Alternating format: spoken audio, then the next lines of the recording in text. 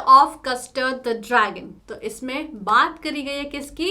एक ड्रैगन की जिसका नाम है custard. So it is a story of a little girl Belinda and her pets. Belinda lives in a little house with her pets. तो Belinda अपने pets के साथ रहती हैं, जिसमें से कौन कौन है? एक ब्लैक किटन है जिसका नाम इंक है, एक ग्रे माउस है जिसका नाम ब्लिंक है, एक येलो डॉग है जिसका नाम मस्टर्ड है, और एक ड्रैगन है जो बहुत ही डरपोक है, जो बहुत ही कावर्ड है, जिसका नाम है custard.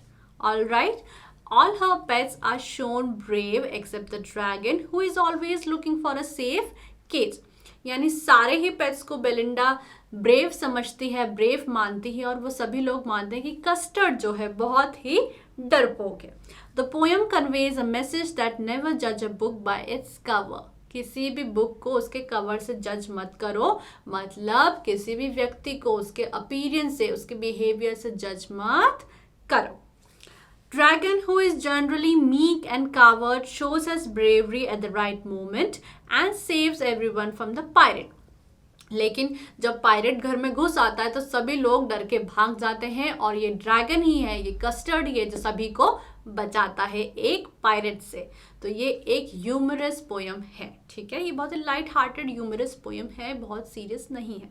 All right, Belinda lived in a little white house with a little black kitten and a little grey mouse and a little yellow dog and a little red wagon and a really truly little pet dragon। तो यहाँ पे wagon का मतलब क्या है? एक cart की बात हुई है, एक व्हीकल की बात हुई है जो यूज होता है गुड्स को ट्रांसपोर्ट करने के लिए। ऑल राइट, यहाँ पे पोएटिक लाइसेंस का भी यूज हुआ है, रियली ट्रूली को हमने लिखा है realio trulio. All right, where did Belinda live? Belinda रहती है अपने छोटे से सफेद घर में, तो white house. Who live with Belinda in her white house? उसके जो 4 पेट हैं वो रहते हैं। What was the colour of the wagon? तो यहाँ पे लिखा है लिटिल रेड वैगन। वैगन का कलर क्या है? Red. What is the rhyming scheme of the poem? AABB, house, mouse, wagon, dragon.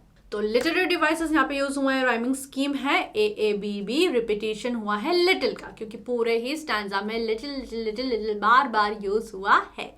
Oxymoron, oxymoron का मतलब क्या है? जब ऑपोजिट वर्ड्स को हम साथ में प्लेस कर देते हैं। यहाँ पे बोला है पेट ड्रैगन, तो पेट मतलब पालतू जानवर और ड्रैगन होता है जंगली, तो यहाँ पे पेट ड्रैगन में ऑक्सीमोरन का यूज हुआ है। एनाफोरा का मतलब क्या है? जब सेम वर्ड के साथ लाइंस आती हैं, कॉन्जिक्यूटिव लाइंस स्टार्ट होती हैं।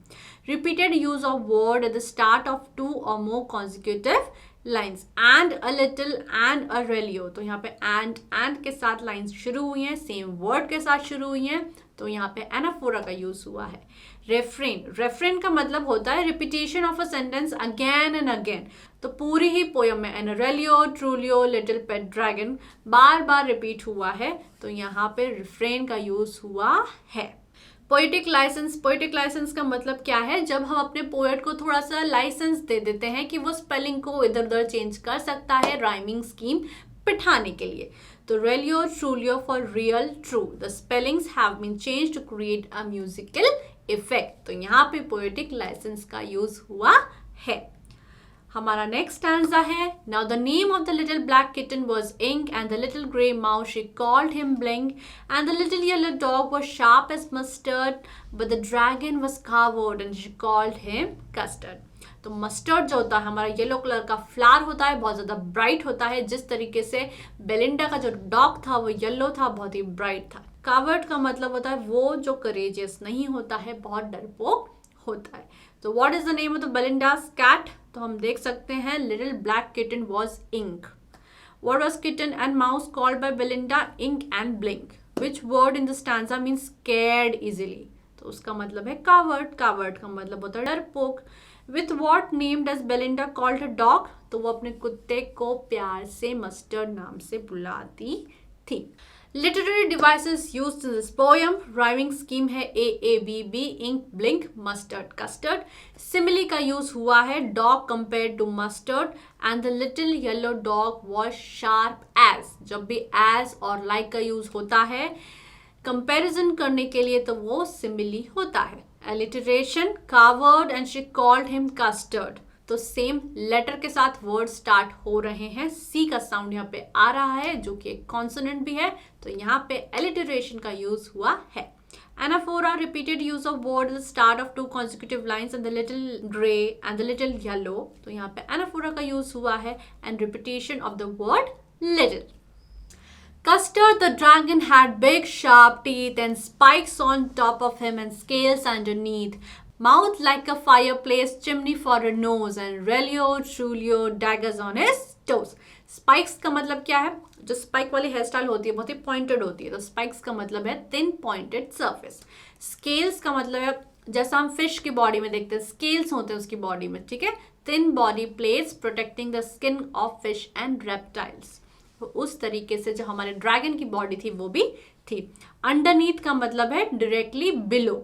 फायरप्लेस यहाँ पे an outdoor structure of brick, stone और metal for an open fire. तो हम देखते हैं कि सर्दियों के दिनों में घर में एक फायर प्लेस होती है जहाँ पे आग जलती रहती है, ठीक है. तो उसी तरीके की जो आग थी हमारे ड्रैगन के मुंह से निकल रही थी, तो ऐसा लग रहा था कि ड्रैगन का मुंह नहीं, वो तो एक फायर प्लेस है. ऑलराइट. डैगर का मतलब है शार्प नाइफ या स्मॉल स्वॉर्ड. तो हमारे जो ड्रैगन के पाँव हैं उसके नाखून इतने बड़े बड़े हैं कि वो कैसे लग रहे हैं, शार्प नाइफ की तरह. Dragon's mouth has been described as fireplace. Custard teeth व sharp. Which word in the stanza mean small sword. तो डैगर का मतलब होता है अ स्मॉल नाइफ या फिर sword.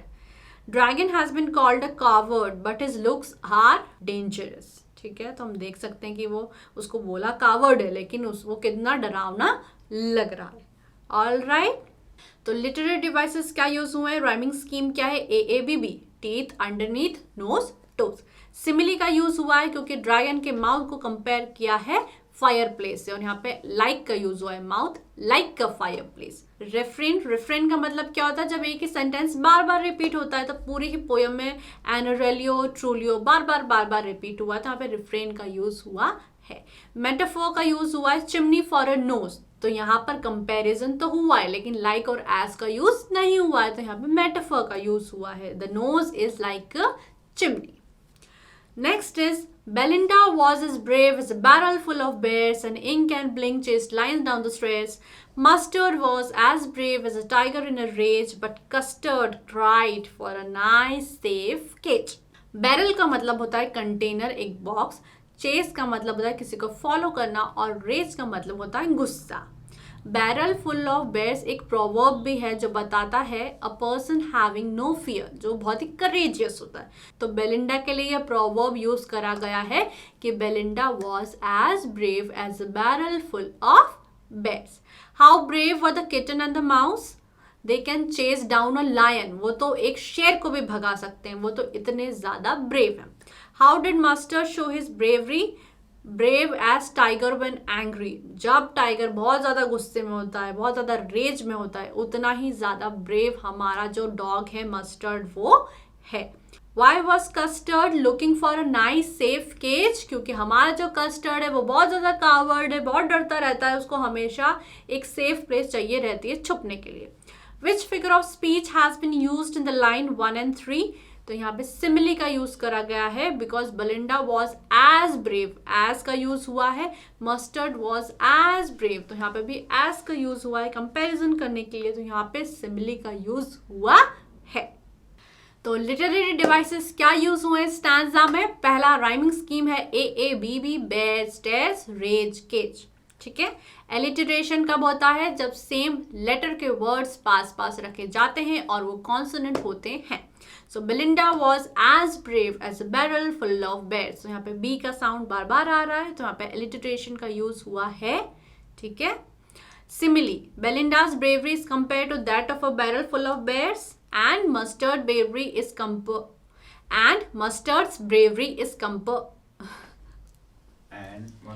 and mustard's bravery is compared to that of an angry tiger. तो यहाँ पे सिमिली का यूज हुआ है.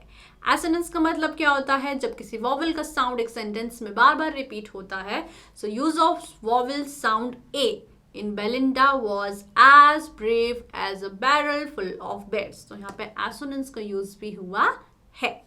Belinda tickled him. She tickled him unmerciful. Ink, Blink, and Mustard, they rudely called him Percival. They all sat laughing in the little red wagon and the Relio Trulio cowardly dragon. ठीक है, tickled का मतलब है गुदगुदी करना, soft touch. Here it means to tease. उसको tease कर रहे हैं. अनमर्सीफुल का मतलब है बिना दया के, क्रुएलिटी के साथ. पर्सिवल कौन था? A knight in King Arthur's court. और रूडली का मतलब है बहुत ही अनसिविलाइज्ड तरीके से. ठीक है, so who was tickled by Belinda? Custard. Why did everyone laugh? क्योंकि जो बेलिंडा थी वो अनमर्सीफुली कंटिन्यूअसली ड्रैगन को टिकल कर रही थी. What is the synonym of unmerciful? Unmerciful का मतलब होता है बिना दया के. So what is the antonym of unmerciful? Unmerciful का मतलब है बिना दया के, cruelty के साथ. तो उसका opposite क्या होगा? Merciful, kind, compassionate. All right. Who is the poet of the poem? Ogden Nash. All right. What are the literary devices used in this poem? Rhyming scheme है AABB, unmerciful, Percival, wagon, dragon. Next is refrain. Refrain का मतलब है एक ही sentence जब बार बार repeat होता है poem में. तो यहाँ पे रेलियो ट्रूलियो बार बार रिपीट हुआ है. नेक्स्ट इज रिपीटेशन, तो यूज ऑफ वर्ड टिकल्ड. ठीक है, तो ये बार बार रिपीट हुआ है. एल्यूजन. एल्यूजन का मतलब क्या है? जब हम हिस्ट्री के किसी भी कैरेक्टर या प्लेस पर्सन के साथ किसी भी चीज को जोड़ते हैं. तो यहाँ पे रेफरेंस यूज करा गया है पर्सिवल का. ठीक है, पर्सोनिफिकेशन. इंक, ब्लिंक और मस्टर्ड, दे rudely called him Percival.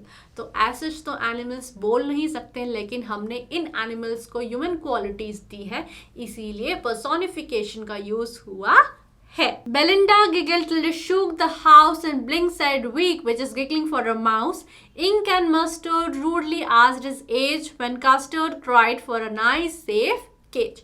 Giggling का मतलब है हंसना, और weak क्या है? It is the sound made by the mouse. So who shook the house? Belinda shook the house and her laughter shook the house.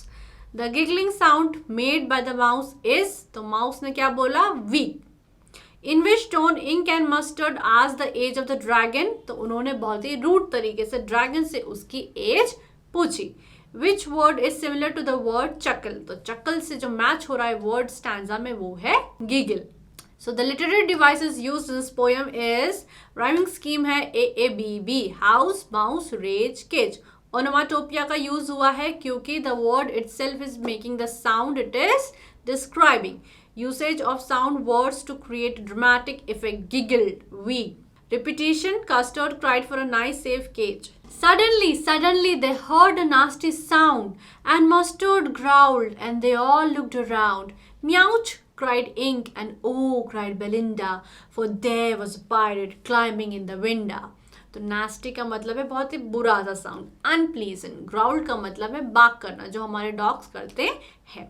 Pirate का मतलब है समुद्री लुटेरा, a person who rob ship in the sea. और विंडा, यहाँ पे poetic device use करा गया है सिर्फ राइमिंग स्कीम बिठाने के लिए. वैसे तो विंडा का मतलब है window. What did they suddenly here? They hear a nasty sound. Who was climbing in the window? एक पायरेट था, एक समुद्री लुटेरा था जो खिड़की के ऊपर चढ़ के आ रहा था. विच word in the stanza means unpleasant? तो नास्टी का मतलब होता है unpleasant. What did Mustard do on seeing the pirate? जो मस्टर्ड था वो डर के कारण ग्राउल करने लगा. Literary devices used in this poem are, rhyming scheme है AABB, sound, around, Belinda, window. Consonants यानी consonant का sound repeat हुआ है S का. Suddenly they heard a nasty sound. All right. Onomatopoeia का यूज हुआ है. Usage of sound words to create a dramatic effect. Mustard, growled, meowed, cried Ink. Poetic license यहाँ पे यूज हुआ है. Window is written as winda to create a rhyme. Pistol in his left hand, pistol in his right, and he held in his teeth a cutlass bright. His beard was black, one leg was wood. It was clear that the pirate meant no good. Pistol का मतलब क्या है? Gun थी उसके हाथ में. Cutlets का मतलब क्या है? एक छोटी सी तलवार बोल सकते हैं, या छोटा सा चाकू हम बोल सकते हैं. ठीक है. How many pistol was the pirate carrying? तो यहाँ पे लिखा है एक लेफ्ट में थी, एक राइट में थी, यानी total 2 pistol. What does cutlets mean? Cutlets का मतलब एक छोटी सी तलवार. Sword. How did the pirate appear? Pirate जो था वो बहुत ही डरावना सा था. How does the poet describe his beard? तो पायरेट की जो बियर्ड थी वो बहुत ज्यादा ब्लैक थी, ठीक है। लिटरेरी डिवाइसेस है, राइमिंग स्कीम है AABB, right, bright, foot, good. Alliteration, beard was black, he held his, तो यहाँ पे बी और यहाँ पे एच का साउंड रिपीट हुआ है। इमेजरी हमारे सेंसेस को अपील करने की कोशिश करी गई है। एक इमेज क्रिएट कर रहे हैं कि जो पायरेट है वो विंडो से चढ़ के आ रहा है, उसके हाथ में गन है, उसका पैर वुड का है। So an image is created about the appearance of the pirate. But up jumped custard, snorting like an engine, clashed his tail like irons in a dungeon. With a clatter and a clank and a jangling squirm, he went at the pirate like a robin at a worm. Snorting का मतलब है एक explosive sound करना, ठीक है। Clash का मतलब है फॉट, डंजन का मतलब है एक अंडरग्राउंड प्रिजन, क्लैटर का मतलब होता है sound of hard object falling on each other. तो जैसे वो टेल थी जो कस्टर्ड के, वो इधर उधर टकरा के क्लैटर क्लैंक वाला साउंड बना रही थी। जैंगलिंग स्क्वर्म, स्क्वर्म का मतलब है ट्विस्टिंग ऑफ द बॉडी, ठीक है। तो why did custard jump? Custard क्यों जंप करता है? क्योंकि वो पायरेट को अटैक करना चाहता था, तो वो पायरेट पे अटैक करने के लिए जंप करता है। How did custard snout? तो कस्टर्ड कैसी आवाज निकाल रहा था? जैसे कि एक इंजन की आती है, like an engine. Which word from the stanza mean to wriggle और twist the body from side to side? तो हमने देखा कि जैंगलिंग स्क्वर्म का मतलब होता है टू ट्विस्ट द बॉडी। तो जो हमारा ड्रैगन था उसकी पूंछ इधर से उधर टकरा के क्लैटर क्लैंक वाला साउंड कर रही थी और उसकी बॉडी ट्विस्ट कर रही थी। Who attack the pirate? The dragon attacked the pirate. Literary device यहाँ पे यूज हुए हैं, राइमिंग स्कीम है AABB, engine, dungeon, squirm, worm. Simile का यहाँ पे यूज हुआ है because sound of dragon is compared with the sound of an engine, snorting like an engine. Clash his tail like irons in a dungeon. Dragon's attack on pirate is compared to robin bird, like a robin at a worm. जिस तरीके से एक bird एक कीड़े पे attack करती है, उसी तरीके से हमारा जो ड्रैगन है उसने पायरेट पे अटैक कर दिया। ओनोमाटोपिया का यूज हुआ, usage of sound words to create a dramatic effect, clatter, clank, jangling, ठीक है। इमेजरी, इमेजरी का मतलब क्या है? पोएट हमारे मन में एक इमेज क्रिएट करना चाहते हैं, हमारे सेंसेस को अपील करना चाहते हैं। तो the attack by the dragon is expressed in a way to make an image in our minds, कि जो हमारा ड्रैगन था वो इंजन की तरह आया, उसके मुंह में से आग निकल रही थी, उसने पायरेट पे अटैक कर दिया, जिस तरीके से एक बर्ड एक कीड़े पे अटैक करती है। Belinda paled as she cried, help, help, but Mustard fled with a terrified yelp. Ink trickled down to the bottom of the household and little mouse blinked strategically mouse hole. ठीक है, तो यहाँ पे पेल का मतलब है डर के कारण पीली पड़ गई थी बेलिंडा। येल्प का मतलब एक शॉर्ट शार्प क्राई। ट्रिकल्ड का मतलब है दौड़ना। तो इंक जो था वो हाउस होल्ड के बॉटम में जाके छुप गया। स्ट्रैटेजिकली मतलब बहुत ही प्लान्ड तरीके से हमारा जो माउस था वो अपने माउस होल में जाके छुप गया। So what was Belinda's reaction? She was crying, she was pale and scared. Who gave a frightening yelp? Mustard. यहाँ पे लिखा है but Mustard fled with a terrified yelp. What does the word mouse hole mean? तो हमारे जो चूहे होते हैं घर के, वो छोटे छोटे गड्ढे कर देते हैं घर में और वहां पे जाके छुप जाते हैं, ठीक है। तो जो माउस था वो उस माउस होल में जाके छुप गया। So what will be the antonym of bottom? Bottom यानी सबसे आखिरी जगह पे जाके छुप गया था वो, तो उसका ऑपोजिट होगा ब्रिम, ठीक है। So the literary devices used here are, rhyming scheme है AABB, help, yelp, house hold and mouse hold. Repetition हुआ यहाँ पे हेल्प, हेल्प वर्ड का, और पोएटिक लाइसेंस यूज हुआ है। Use of the word mouse hold to rhyme with house hold. As such mouse hold कोई word नहीं होता है, लेकिन हमारे पोएट को इतनी लिबर्टी दी गई है कि वो राइमिंग स्कीम बिठाने के लिए वर्ड्स को थोड़ा सा बदल दें। The pirate gaped at Belinda's dragon and gulped some grog from his pocket flagon. He fired 2 bullets but they didn't hit and Custard gobbled him every bit. अब यहाँ पे जो पायरेट है वो ड्रैगन को देख के क्या करता है? गैप्ड। गैप्ड का मतलब होता है stared with mouth wide open, और फिर वो क्या करता है?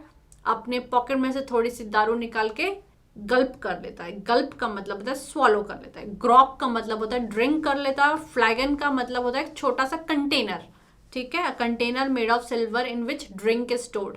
तो वो जैसे ड्रैगन को देखता है वो थोड़ा सा डर जाता है, तो वो अपनी हिम्मत बढ़ाने के लिए वो ड्रिंक को पी लेता है। गॉबल्ड का मतलब है स्वॉलो करना, लेकिन हमारा जो ड्रैगन होता है वो पायरेट को पकड़ के खा जाता है, स्वॉलो कर लेता है।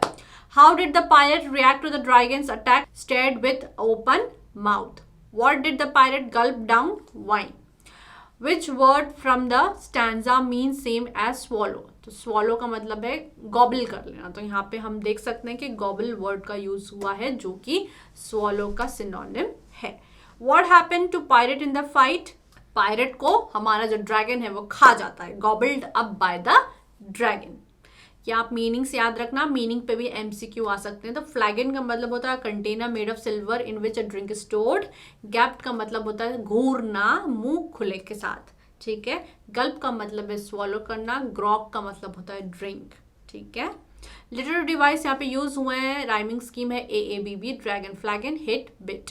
एलिटरेशन, गल्प्ड सम ग्रॉक, तो जी का साउंड आ रहा है, जी कॉन्सोनेंट भी है, तो एलिटरेशन यहाँ पे यूज हुआ है। इमेजरी, इमेज क्रिएट करने की कोशिश करी गई है हमारे मन में। जब बोलता है हमारा poet, they have shown the reaction and action made by the pirate on seeing the dragon, कि वो जैसे ही वो ड्रैगन को देखता है वो अपने पॉकेट में से कंटेनर निकाल के थोड़ी सी वाइन गल्प कर लेता है। All right. Belinda embraced him, mustard leaked him, no one more for his pirate victim. Ink and blink in glee did gyrate around the dragon that ate the pirate. तो यहाँ पे embrace का मतलब है गले लगाना, हक करना। mourn का मतलब है रोना। जब वो पायरेट मरा तो किसी ने भी उस दुख में रोना नहीं किया। विक्टिम का मतलब है सफरर, ग्ली का मतलब है डिलाइट में, और गायरेट का मतलब है सर्कुलर मूवमेंट्स, ठीक है। तो वो लोग खुशी से झूमने लगे। Whom did Belinda embrace? Belinda ने किसको गले लगाया? ड्रैगन को गले लगाया। Who is called a victim here? तो पायरेट को यहाँ पे विक्टिम कहा गया है। What does the word gyrate means? gyrate का मतलब है सर्कुलर मूवमेंट्स में, तो वो ड्रैगन के आसपास सर्कुलर मूवमेंट्स में नाचने लगे खुशी से। Was everyone proved as brave as they claimed except the dragon? No. कोई बोल रहा था मैं तो टाइगर जितना ब्रेव हूँ, कोई बोलता है कि वो तो लायन को भगा देगा, लेकिन जब पायरेट आया तो सबकी सच्चाई बाहर आ गई, सिर्फ कस्टर्ड ही था जो ब्रेव निकला। लिटरेरी डिवाइस यहाँ पे यूज हुआ है, राइमिंग स्कीम है AABB, him, victim, gyrate, pirate. Alliteration, glee did gyrate, G. Assonance का यहाँ पे यूज हुआ है, use of vowel sound O, no one mourned for, तो यहाँ पे O का साउंड बहुत उभर के आ रहा है।